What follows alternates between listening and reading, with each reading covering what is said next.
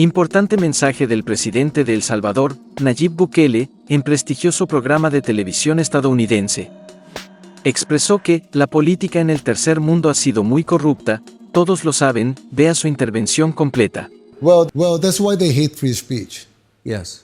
One of the things that gets in the way of their plans and their, what they want to do with the world and with the U.S. in particular, is the U.S. Constitution.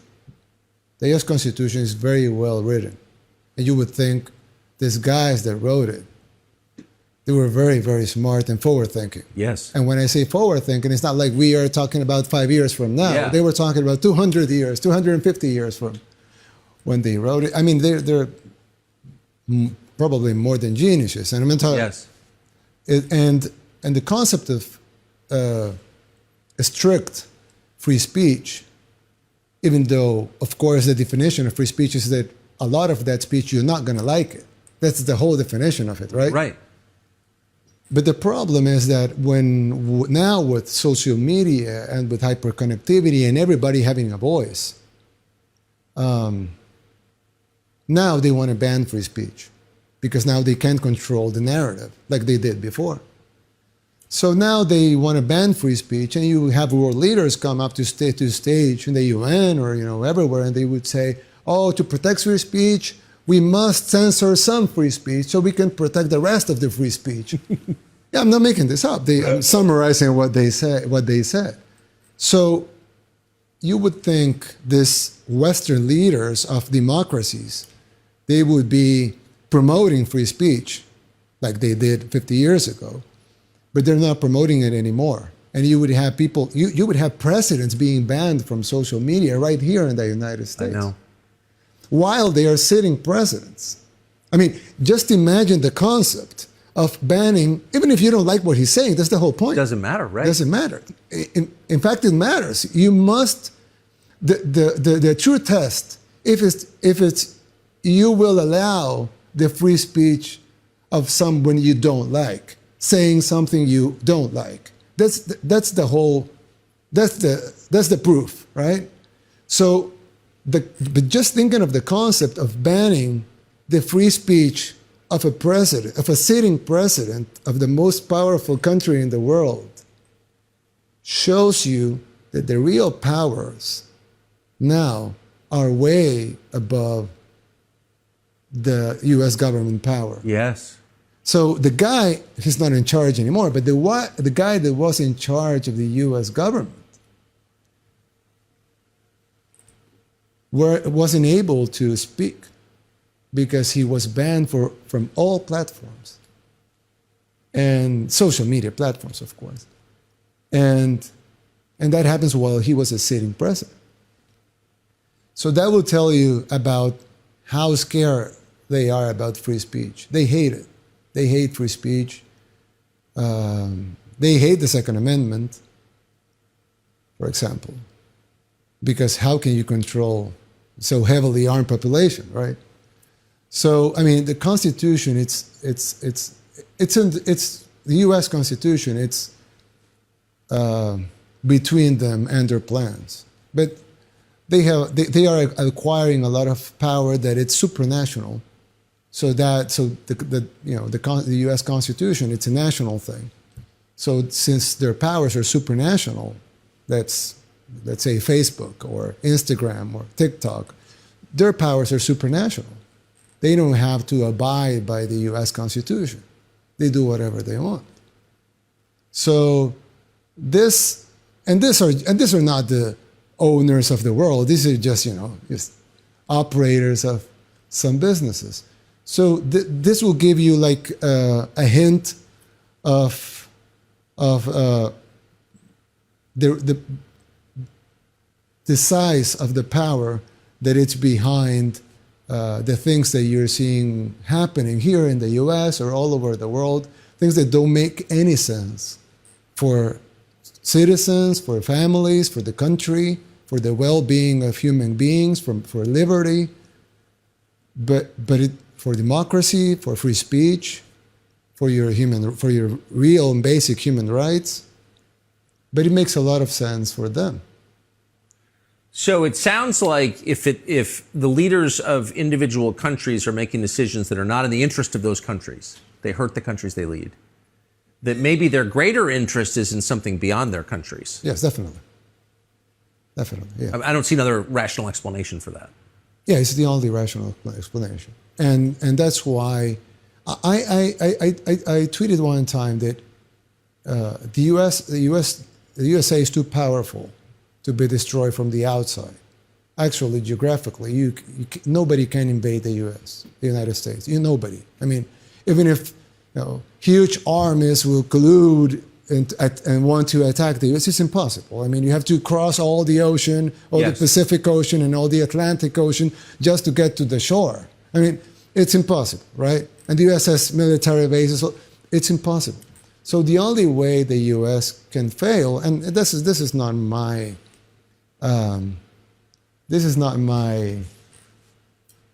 my analysis. This was made by presidents before, by US presidents before. The demise of the US has to come from within. Right? The enemies have to be inside, not really outside. No external enemy can cause so much damage as internal. It's an internal operation. When you're watching internal operations here, you can see them in cities that were pristinely beautiful 30 years ago are wastelands right now. You would see people. I mean, I'm from El Salvador, a third world country in Central America. And myself, I can see cities here and say, I wouldn't live here. So that would be unthinkable 3 decades ago. Totally unthinkable. That a Salvadoran wouldn't want to live in a U.S. city, in a U.S. main city. I mean, Los Angeles, San New York, Francisco, Chicago, yeah. Well, Philadelphia, Baltimore. When you look how the cities are eroding so fast, this has to be by design. I mean, who would make so many stupid decisions? Like, okay, we're gonna give you money for drugs. Really, they're doing that. In some cities, they're giving people drugs. I mean, they're literally giving people drugs in some U.S. cities. Or they say, okay, we're going to give you money if you don't work. Or we're going to, they make all of these laws that make no sense. Or if they have a high crime, okay, I have a solution. Let's defund the police, right? They make this analysis here. And you see all these campaigns, defund the police. You'll see these campaigns of, let's allow shoplifting up to this amount. They make these decisions openly. I mean, it's not even secret. They make it. They make them openly, and we all know what would be the consequence of it. It's like I always use this example. I know the U.S. Grows a lot of corn, but in El Salvador we do grow some corn and we also grow beans. So I always make the example that you can either plant corn or you can plant beans. It's fine, but you cannot plant corn and expect beans to show up, or you cannot plant beans and expect corn to show up. So if you plant a defunding of the police, allow for shoplifting, give drugs to drug addicts, give money for people to stop work, what would be the consequence of it?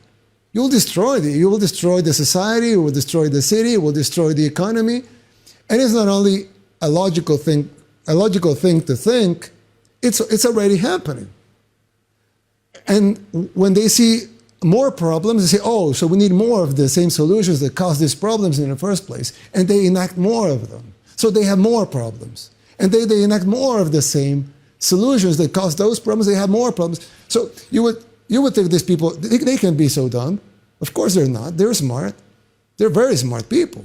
So why are they doing these things? Because it's by design. It has to be by design. There's no other logical explanation. Certainly defund the police and giving drugs to drug addicts. I mean, you're trying to destroy things. Yeah. But there's no other explanation. But why? Because Well, I don't know why. I mean, there's some things I know because they're there, like what we just spoke about. And Yes. It's not like, it's not private or secret information. Everybody that wants to know, he knows because it's there, it's public, it's, verifiable, people can look it up. So if you ask me why, that I don't know because it's not public, it's not verifiable. You cannot just look it up. So I don't have an answer. I could make my guesses, but it would be an uneducated guess at best. So it's very hard to know why. Some of this stuff seems like it's the result of generational affluence. I'll guess that. I mean, people stay rich long enough, they get decadent. I think we see that in families, we see it in countries. Your country's gotten a lot more prosperous. I mean, your country it had this horrible civil war. A huge percentage of your population left and came here in other countries. And now people are coming back.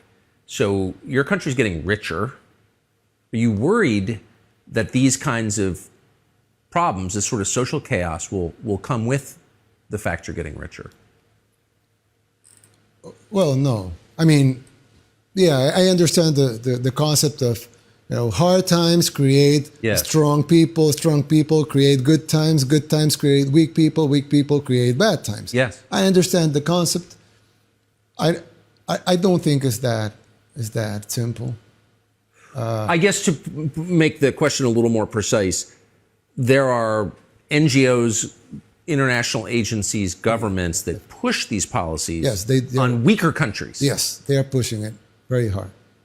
Right. Yeah. So how do you resist that? By publicly resisting it. I mean, Publicly resist. Yes, I mean they will try to push their agendas in our country as well, like every other country. And since we are a small, poor, relatively poor country, of course they can, their money is worth more, so they can, they can hire people. They can. But there's some stronger forces. For example, common sense. Most people, most politicians will think of their people as, having no common sense, or they have to shove their agendas down their throats just because they're in power. But that doesn't really work, does it? Because like you said at the beginning, there's almost no world leader that has the approval of his people. No. So it's not really working. But if you understand that your citizens, they have common sense, they're smart, they want smart, common sense, real solutions for their real problems, and not some agenda that they don't care about, or actually they don't want that agenda within, close to their lives. So when you go out and say, okay, we're not going to push this agenda because it's not in the benefit of our people, we're going to do this and we're going to do that because that is in the benefit of people. Do you agree? Yes, we agree. Okay, then we're going to do that. Some people will say, oh, but that's, you're standing against the NGOs and the international organizations. That's so brave. But I don't think it's brave. I just think it's common sense and understanding your people have common sense, and they want their leaders to have common sense, so they will support you standing up against those things and actually doing the things that they want you to do, and not the things that the NGOs want you to do because they don't want them. So I really think it's not that hard. If a leader really, or a politician, a person in any position of government really wants to do the best for his people, he can do it. And you can find, I will not do examples because I don't want to meddle in U.S. politics, but there are examples in U.S. politics of people that want to do, they seem like they genuinely want to do the best for their people, and they're very well supported by their population, by their constituents. So you didn't start life in politics. No. I don't think your family's political. You're from a business family. You were in business. You did a bunch of different things in business. And then you got elected mayor, I think, of your hometown? Yeah, of not my hometown, but the town I live. The town that you live? Yeah, I live in a small city in the outskirts of the capital. Yeah. It's called Nuevo Cuscatlán. I was mayor there first. And then you're mayor of the capital city. Then I ran for mayor of the capital. and then I was ousted by my party, which was one of the two main parties. We had a bipartisanship like in the States. Yes. We had a bipartisanship over there. I was ousted. I was kicked out from my party. And For criticizing its leaders. yes, definitely. And we made a movement out of common folks. We got the signatures. We made a new party. We won the presidency in 2019 with 53% of the vote, which was considered, for us, it was a wow, because we just destroyed bipartisanship in the two-party system in El Salvador with a 53% of the vote. But now when you look back, actually 53% was only half the people. So yeah, we had enough support. At the time we thought it was a lot, but now we see it was only half. But we've been working ever since, and I know people seem to like what we're doing. Well, yeah, you're the most popular elected leader in the world by far. You've had credible approval surveys putting you over 90%, which really only exists when you hold guns to people's heads. So and you're not. So it's an amazing thing. What's surprised you about politics now that you're running a country? What were you shocked to learn? The scale of corruption. Yeah. I would when I was a kid, I would watch politics in my country, of course, in other countries, in the U.S., in the world, and I always thought that Latin America, everybody knows Latin American countries are filled with corruption. It's like very corrupt. Yes. Political system. It has and not only Latin America. We saw the president of Afghanistan fleeing his country with a plane with like $100 million in cash or something like that. They had trouble getting off the tarmac. Yeah, because he was carrying gold. He was carrying gold and diamonds. Yeah. So this politics in the third world, they're very corrupt. Everybody knows that. Latin America, Africa, some Asian countries, they're very, very corrupt. But I thought that the first world or the developed world, they didn't have corruption within their political system just because you have checks and balances. Yes. You will have investigative agencies that will go after. I mean, if a president flies in his plane with $100 million in cash, you won't see that in the States. No U.S. president has ever flown in a plane with $100 million in cash. I would bet. I mean, I don't know, but I would bet no U.S. president has. I would bet that too. Yeah. So because so I thought, I said, once these third world countries achieve that level of purity in their, that's what I thought when I was a kid, like very innocent and naive person. I thought once our countries achieve that level of purity in their political systems, then these countries will be developed as well. But what I really found out is that the more money a country has, the more corrupt it is. Although, of course, its corruption is more sophisticated. They will not, carry money in a plane. They would do other things, book deals, speeches, art. Yes, they will. Yeah, they will sell paintings, or so it's more sophisticated, but it's higher. It's hundreds of millions of dollars in these things. Probably billions, of course, billions of dollars in these things. So you would see that weapon deals, pharmaceutical deals. I mean, you would think this billion, not $1 billion, but this $1 billion contracts, right, for weapons, for pharmaceuticals, for mainstream media, for you name it, right? For everything, for nation building, for a lot of things, even mercenaries. I mean, this huge industries. They have two sides. There's the people in the private sector, and there's people in the in government. So the people in government must be getting their cut, and their cut should be huge. And we just mentioned a couple, is what we can see, but of course there's the other that we can't see.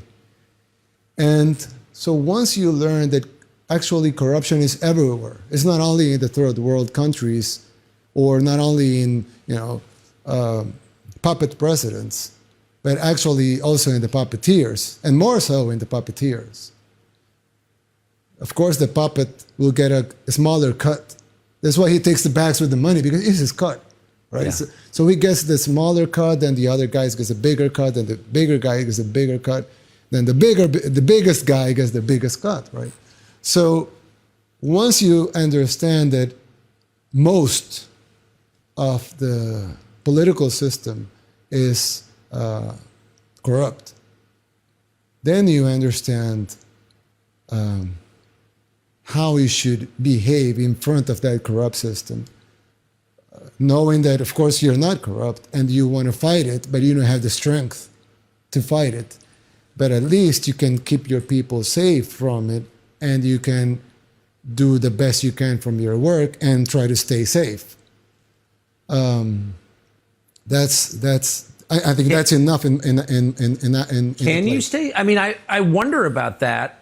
I agree with everything you just said, and I grew up thinking that problems like corruption or political assassination, these were all features of Mexico. Yeah. Right. I don't think that anymore. But the fact remains, you are out of step, not on the small things, on the big things, like monetary policy, what our economy should look like, and what democracy is. You're out of step with, some of the biggest players in the West. So does that make you concerned at all? Yes, it does. But, I think part of it is staying safe. I mean, we never know. God knows, what will happen. But part of it staying safe, it's come out in public and say the things. Yes. It's harder. They have done it before with a lot more important people, so they can do it, of course. But they have many enemies, not one. They have a lot of people calling these things out. They have been censoring all of these people, because it's easier to censor than just go and eliminate every person saying bad things about them. It's too hard. They cannot. So a part of staying safe, I think, is going public, being transparent, and being say the things that and you want to say, and that you think that they must be said. And they haven't done anything to you, and that's because you're saying the things you want to say, and it would be too expensive for them. It's cheaper for them to smear you, to say bad things about you, to have people think that you're a bad person, which you're not. But it's easier for them to do those things. Go and straight and eliminate you, that would be, too messy. And it will probably be against their own plans. So I really think one way to stay safe is being true to yourself and saying the things out loud, so people can, listen to them, make their own decisions about it, and know what you stand for. So it would be a little more expensive for them to eliminate all opposition in front. You have to kill a lot of people. Exactly. Last obvious question, but since we do have so many Salvadorans living in this country, how many Salvadorans live in the U.S., do you think? 2.5 million. 2.5 million. That's a lot. Yeah. And they, at least according to the polls, agree with you. Yes. Yeah. That's really interesting. Like, how did we miss that? How do we miss that all these, at least speaking for myself, I agree with you. So I didn't realize that we had millions of Salvadorans here, legally and illegally, who agree with you and me. Like, when did that happen? Well, I think, there are things that probably some Salvadorans won't agree with you or me. Yeah. But, there's fundamental human values that are universal. And there's a reason why they are universal. If you're a believer, you would say God. I would say God myself. If you're not a believer, you would say nature, the universe, the order of things. So there are things that are universal. And these concepts that are logical, universal, they have been like that for all of civilization. There's a huge, the system or the ones in power, they want to change that. They want to change these universal concepts that are very strong within everybody. So even though, a Catholic might think different than an evangelical Christian, for example, they will have some of the same principles within themselves. You pay your debts, you take care of your neighbor, you care for your family, you protect your family, you raise your kids. There's some fundamental values that are very important. You protect your wealth, your saving is good. We can go on for hours. Yeah. There's very fundamental values, like stealing is bad, killing is bad, raping a child is bad, but there's even movements about that. So with those fundamental values that are so dear to most of the people in the world being under attack by the elites, a lot of people are saying, hey, this guy, he's in a very good position, but he's not a member of the elites. Actually, the elites hate him, your case, right? And he's saying the truth. He's saying the things I believe are true. So I agree with him. So sometimes you would find support or people that agree with you in places you don't expect it, just because we are all human beings and we all have the same values. Amen. Mr. President, thank you for spending all this time with us. Síguenos como Mágico TV.